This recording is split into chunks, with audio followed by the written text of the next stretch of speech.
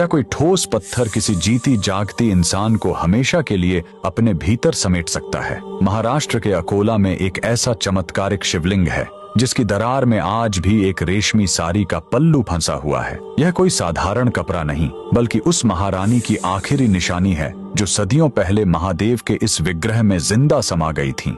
आखिर उस काली आधी रात को ऐसा क्या हुआ था जिसने ब्रह्मांड के स्वामी को यह असंभव चमत्कार करने पर मजबूर कर दिया? इस मार्मिक गाथा की शुरुआत होती है अकोला के राजा अकोल सिंह और उनकी परम भक्त महारानी से। रानी का हृदय राजसी सुखों में नहीं बल्कि महादेव के चरणों में बसता था, पर पहरेदारों और राजसी तामझाम के बीच उन्हें एकांत में पूजा का समय नहीं मिल पाता था। इसीलिए रानी ने एक गुप्त संकल्प लिया। हर रात ठीक 12 बजे, जब सारा संसार सो रहा होता, वे नंगे पैर चुपचाप महल से निकलकर शिव मंदिर जाने लगी।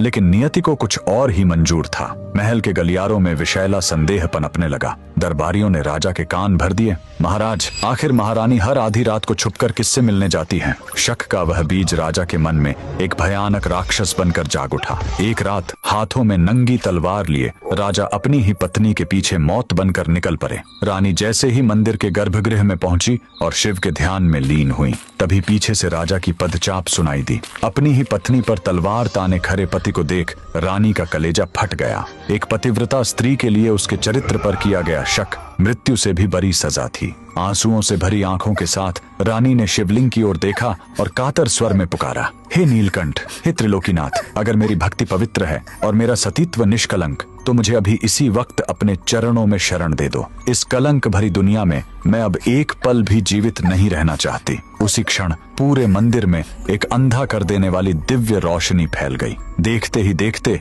वह विशाल और ठोस पत्थर का शिवलिंग गर्जना के साथ 2 हिस्सों में विभक्त हो गया। महादेव ने अपनी भक्त के लिए अपना हृदय खोल दिया। रानी हमेशा के लिए उस शिवलिंग के भीतर समा गई। राजा जब तक अपनी भूल समझ पाता और रानी को रोकना चाहता, वह पत्थर फिर से झुर चुका था। लेकिन महादेव ने दुनिया को प्रमाण देने के लिए रानी की साड़ी का एक पल्लू उस दरार के बाहर ही छोड़ दिया। राजा जीवन भर उस चौखट पर अपनी भूल का प्रायश्चित करता रहा, पर रानी अब महादेव की हो चुकी थी। आज भी अकोला का यह राजराजेश्वर मंदिर उस अमर भक्ति का गवाह है। वह साड़ी का टुकड़ा आज भी उस पत्थर में दबा हुआ है, जो हमें याद दिलाता है कि जब पूरी दुनिया हाथ छोड़ देती है, तब महादेव अपने भक्त का हाथ थाम लेते हैं। अगर महादेव के इस न्याय ने आपके हृदय को छुआ है, तो कमेंट्स में पूरी श्रद्धा से जय राजराजेश्वर महादेव जरूर लिखें।